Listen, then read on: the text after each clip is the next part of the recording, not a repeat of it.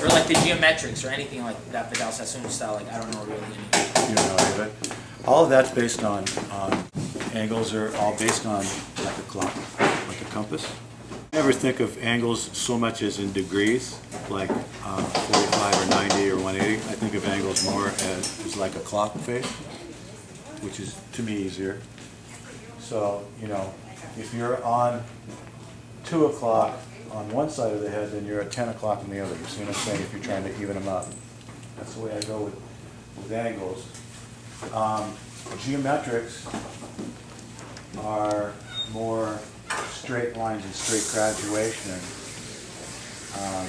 There's a method of cutting hair. I think I showed it to you last when you were in the class. It's called parametric elevation, and that's based on the curvature of the head. I'd love to show you that someday. It's an amazing concept of graduating off the curve of the head.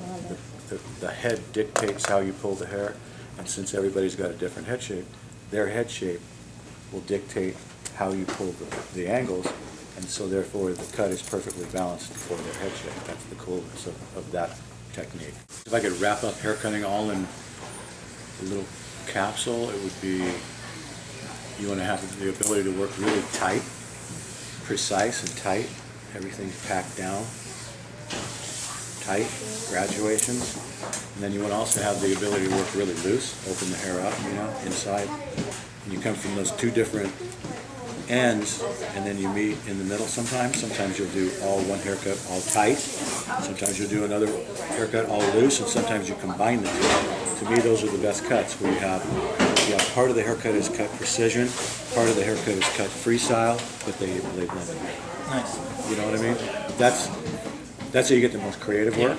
You know, you use both ends of the spectrum, so you don't only cut precision hair, you don't cut only loose hair, you combine them, you know, and you have, within one cut, you have all kinds of different, sort of, in a sense, like styles of cutting, you know?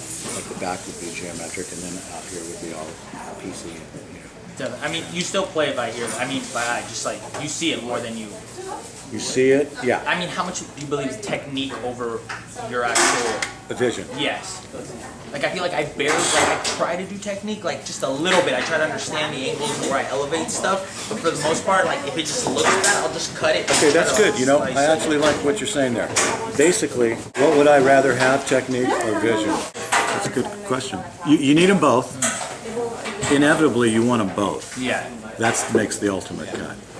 All right, I wasn't trying to get a finale. Like, sorry, I was just wondering. But if I would take anyone, I would probably take the vision. Definitely. And here's why. Because vision is it's innate.